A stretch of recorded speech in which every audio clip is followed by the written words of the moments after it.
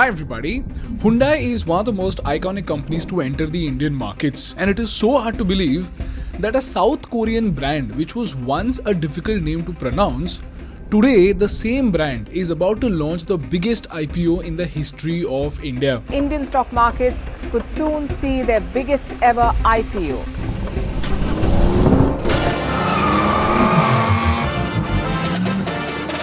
South Korean automaker Hyundai is gearing up for a significant milestone, going public in India. Hyundai's IPO poised to be one of the largest in recent times. This could be the biggest IPO that has ever happened in India. This would be India's largest IPO and the first by an automaker since Maruti Suzuki in 2003. In 1996, when Hyundai entered the Indian market, Maruti was the most dominating player with a 60% market share. And amongst the middle class, Maruti was almost a monopoly in India. But even then, Hyundai came in with Santro, i10, i20 and Creta, and it put a dent in the Indian automobile sector to such an extent that today it is the second largest automaker in the country with a profit of 4,653 crores.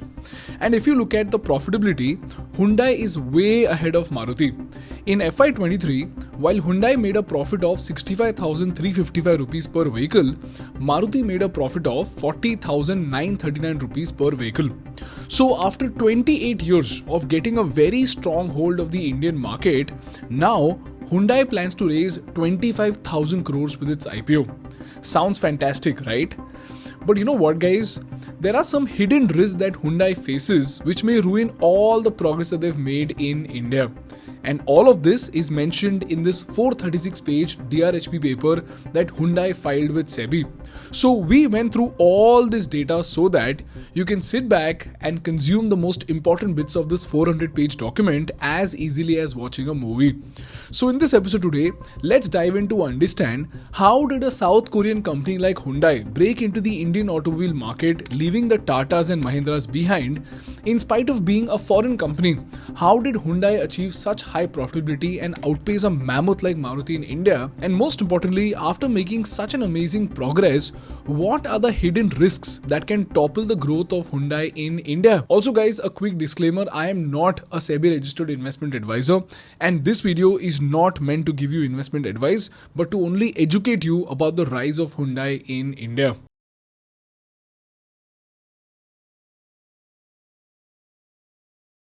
But before we move on, I want to quickly introduce you to our education partners of today's episode, which is Scalar School of Business. And they are bringing in something absolutely revolutionary. If you're seeking business education, Scalar is offering a full-time on-campus 18-month PG program in management and technology.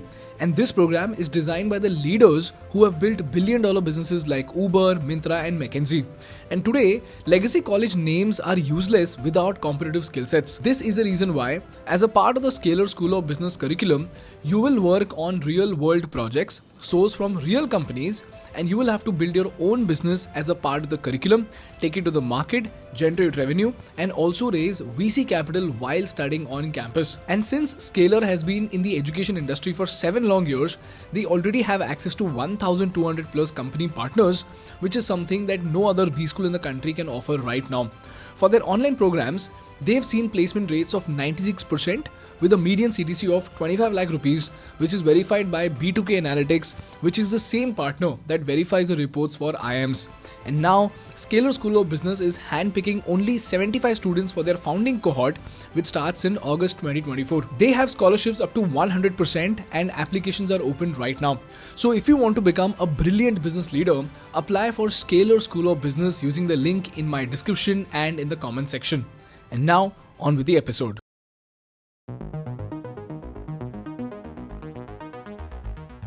People, the first thing you need to understand about a company is their philosophy of success. In this case, you need to understand what exactly is the philosophy that turned Hyundai into what it is today in India. Because like we saw in the Boeing video, no matter how much profitability, EBITDA or earnings per share a company has, if it deviates from this core philosophy, all these numbers will go for a toss. So let's understand this core philosophy and then we'll move on to profitability, EBITDA and other numbers. Now the question over here is, what exactly is the secret recipe of Hyundai's success in India? This is a story that dates back to early 1990s India. Until this point, India only had a few car brands, and these brands were Hindustan Ambassador and Contessa, Premier Padmini, Standard Herald and 2000, Maruti 800, Omni and Gypsy and a range of Mahindra Jeeps. But in 1991, our Finance Minister Dr. Manmohan Singh liberalized the Indian economy to invite foreign direct investment in India.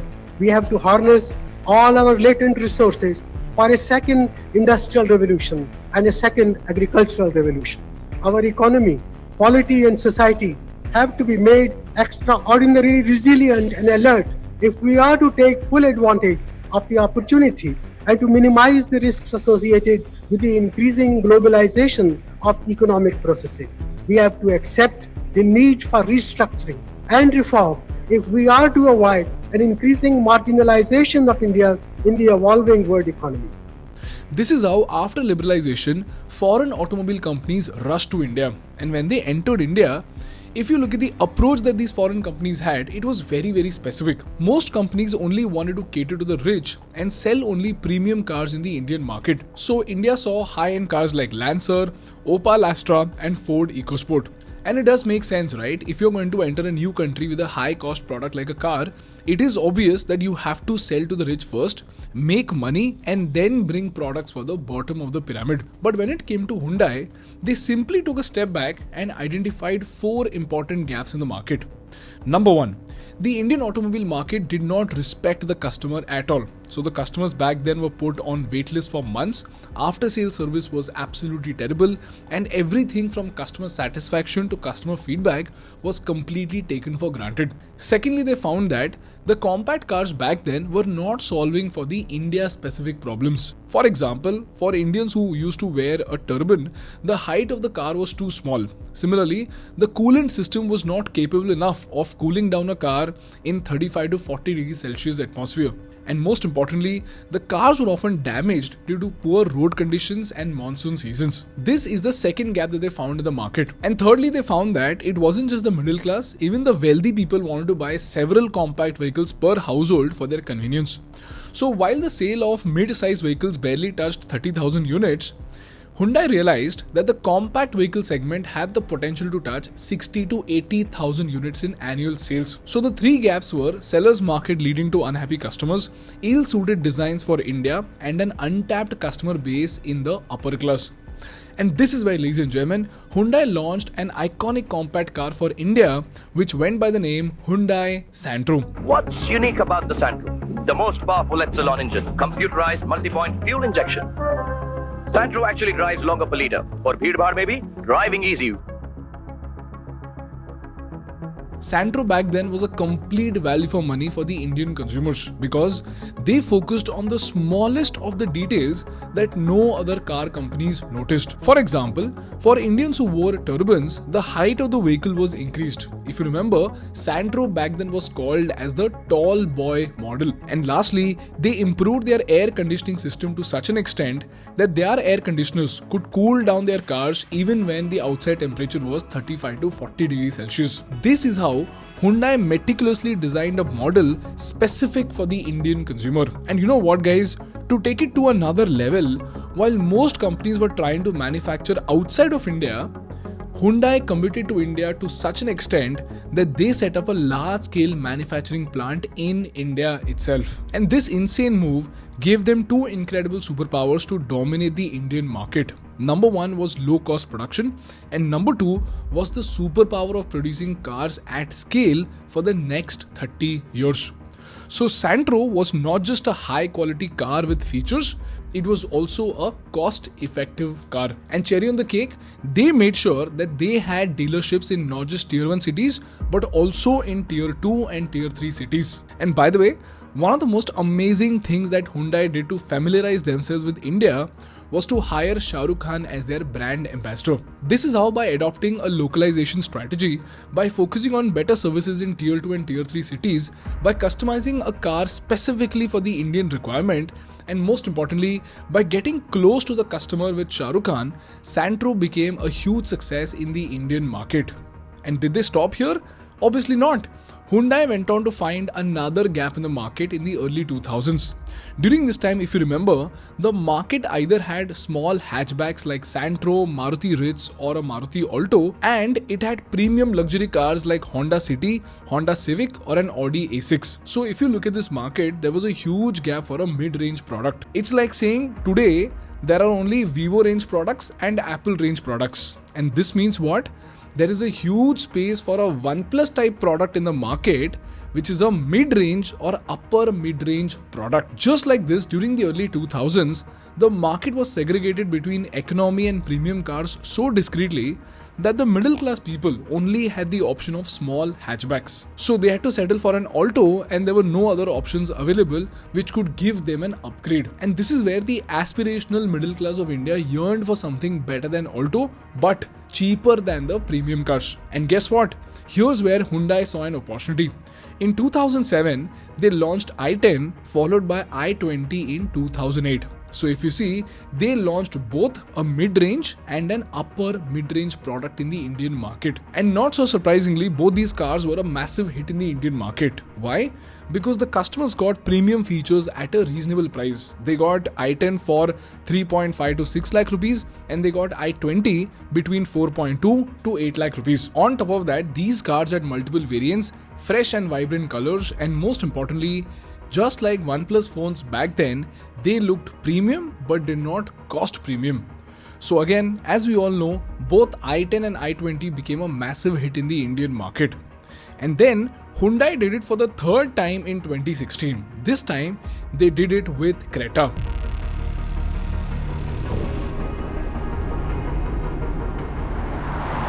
So back then, if you studied the SUV market, you would have seen that only 10% of the cars sold at that time were SUVs, and this included Innova, Safari and Scorpio. But yet again, there were no mid-sized SUVs with a competitive price range of 8 to 9 lakh rupees along with premium features of power and efficiency. And while the customers perceived Duster to be too old and cheaply made, EcoSport was too small and Scorpio and Safari were considered to be basic. So again, Hyundai saw this as an opportunity and launched a mid-size SUV called Hyundai Creta in FY16. And when they launched Creta, Creta had everything from space to premium interiors to a long list of features without being as expensive as premium cars. So again, it was a big hit in the Indian market. In fact, in February 2024, Creta achieved the milestone of 10 lakh sales in the domestic market. And today, Hyundai is the biggest mid-size SUV seller in India with a 30% market share. This is the third leap that Hyundai took in the Indian market, and now they're taking the fourth leap with Hyundai Kona. So do you realize what is the philosophy of Hyundai? They are never the first moves in the market, but they study the market so well that when they bring out a product, it is always a value for money product which eventually capitalizes on the existing gaps in the market to such an extent that it gives them a huge edge in the market. Santro did this to Maruti, i10 did this to Alto, and Creta did this for Duster, Scorpio, Safari and Innova. And lastly, Hyundai provided its customers with an incredible after-sales service in Tier 1, 2 and 3 cities without ignoring any of them. If this is very clear to you, you have understood the philosophy of growth that Hyundai has followed from 1996 to 2024. So at any given point in time, if the company deviates from this philosophy, you will be able to sense it as an investor. If this is clear, now let's move to the numbers. Let's start with their profitability. If you look at EBITDA margins, Hyundai is very close to Maruti. Hyundai's EBITDA margins for 9 months ending on December 23, it stood at 12.7%, whereas Maruti stood at 13% and Tata Motors stood at 6.1%. But the question over here is, how did Hyundai reach such high profitability? Well, the first reason is their premiumization strategy. Long story short, while Maruti sells low margin, high volume products like hatchbacks, Hyundai sells high cost, high margin, high volume products like SUVs. If you see this chart, while Hyundai India gets 66% of its domestic volume from SUV body style vehicles, Maruti gets 70.5% of its volumes only from hatchbacks. Secondly, Hyundai has the superpower of something called free cash flow. Now, what is free cash flow? Free cash flow is basically the money that is left with the company after paying all its expenses and taxes. And here's where some people might get confused between profit after tax and free cash flow. But this is a very, very important concept. So if you don't understand the difference between free cash flow and PAT, here's a very, very simple explanation of the same. If you know it, please skip to this timestamp. So let's take the example of a bakery. Let's say this bakery generates a revenue of 5 lakh rupees, and in this bakery, just like any other company, there are multiple categories of expenses. Firstly, we have operating expense of 3 lakh rupees, which includes salaries, rent and raw material cost. Then we have an interest expense of 20,000 rupees. This is the money that the bakery has to pay as EMI for the loan that it took to buy a fridge. Then we have a capital expenditure of 40,000 rupees. This is the money that was spent on those things which will help the bakery generate more cash in the future. So there are assets like mixers and industrial ovens. And lastly, there is tax to be paid, which comes out to be 50,000 rupees. Now mind you guys, for the simplicity of calculation, we are not considering depreciation and amortization, and we are assuming that the working capital does not increase each year. Otherwise, this calculation will become too complex. So coming back to the calculation, after doing all this math, here's how the profit after tax is calculated. Operating income equals total revenue, which is 5 lakh rupees, minus operating expenses, which is 3 lakh rupees. Eventually, this number comes to 5 minus 3 lakh rupees, which is 2 lakh rupees. Then we have an interest expense of 20,000 rupees. So if you want to calculate profit before tax, it is 2 lakhs minus 20,000 rupees equal to 1.8 lakh rupees. And then if you remove taxes from profit before tax, you will get profit after tax. So from 1.8 lakh rupees, when you remove 50,000 rupees, you will get 1.3 lakh rupees as profit after tax. If this is very, very clear to you, let's move to free cash flow. People, free cash flow or FCF is the cash generated by the bakery after paying all its expenses and after spending money on necessary capital investments.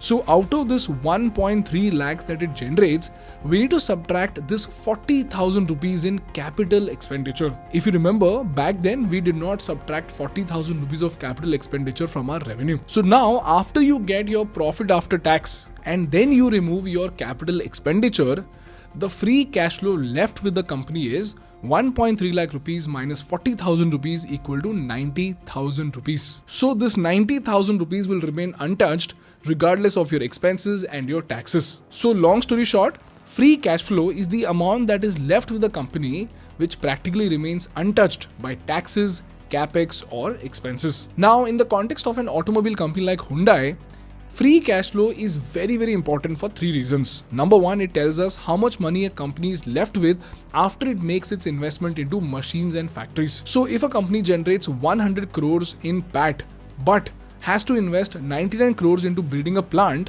then practically the company is walking on the border of a cash trap with just 1 crore piece, right? Because automobile business is a cash intensive business. So even though an automobile company generates a lot of profits, it is very important to know how much free cash flow they have.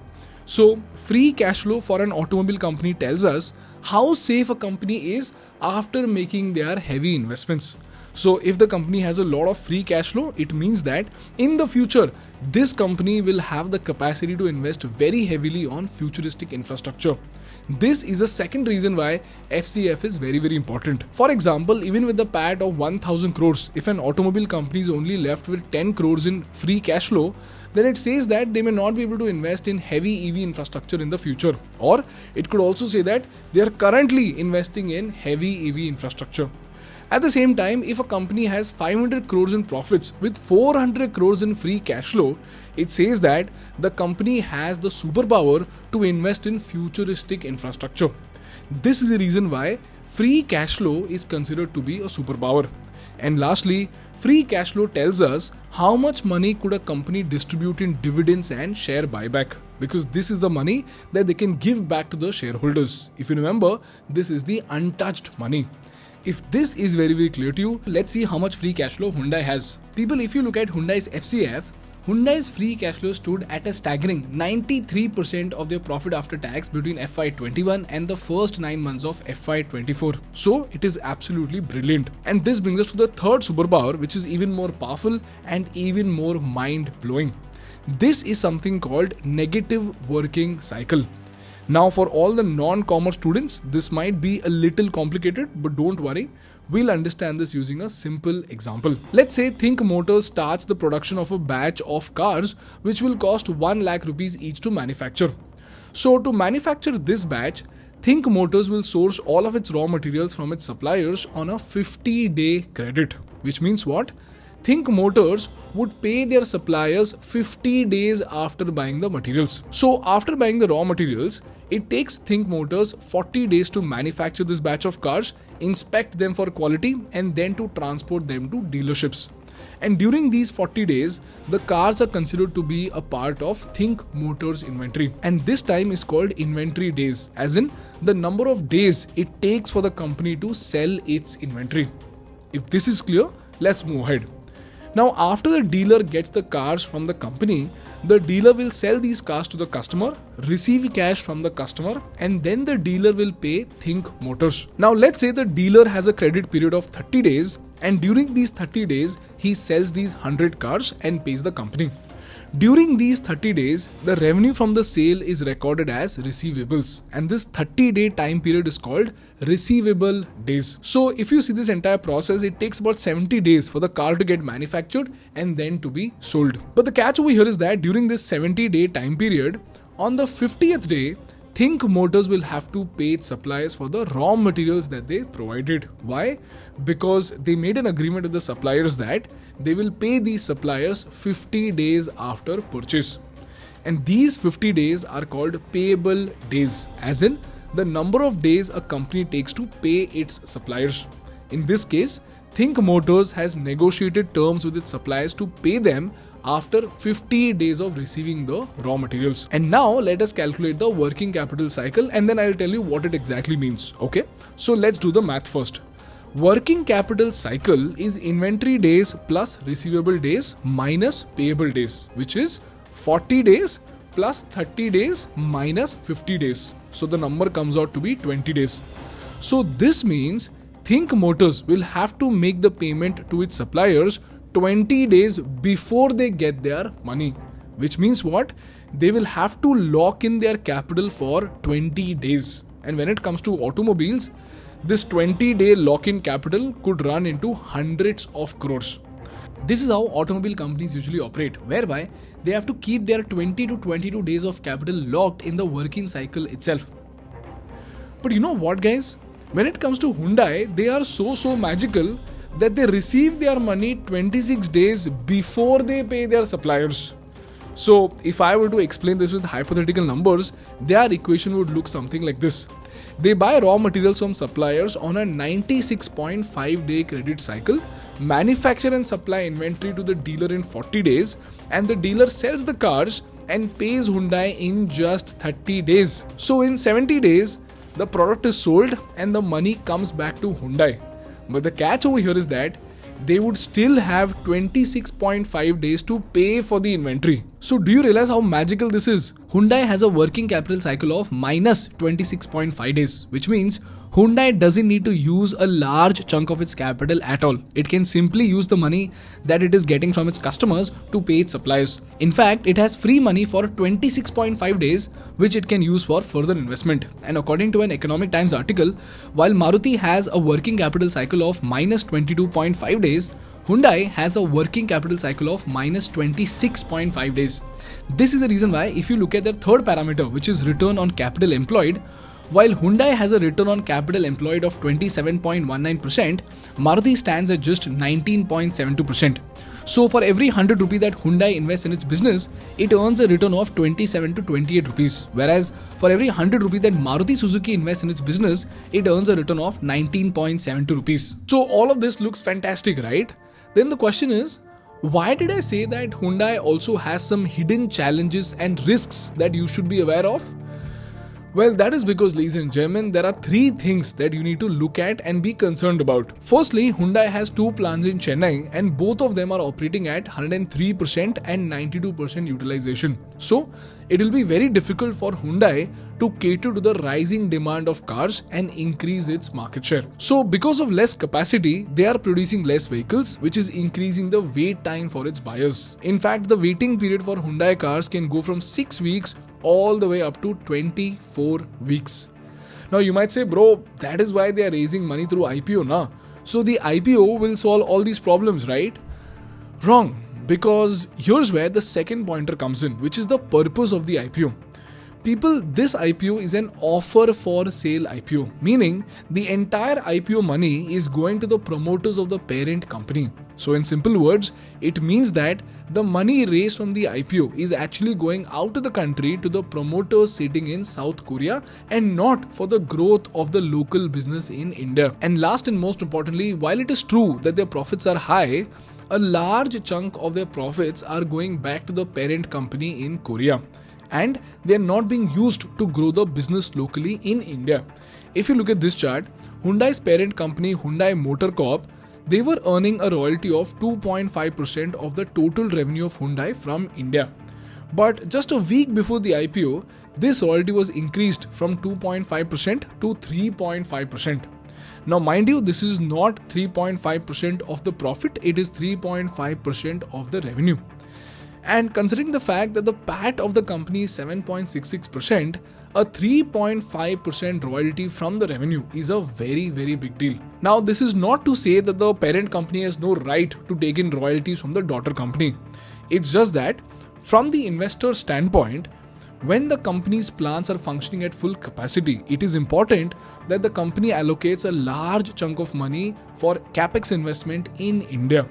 So, if the same trend continues, whereby the company is just giving out cash, this superpower that Hyundai India has acquired over the past 28 years, that may not be put to best use to dominate the Indian market. And that for the investor may not be the best thing in the next 10 years. But at the same time, if the company invests enough in India and then takes back the rest to South Korea, there is no issue for Hyundai in India at all. This was the story of rise, strength and weakness of Hyundai India in 2024. And I just hope you learned something valuable from this case study.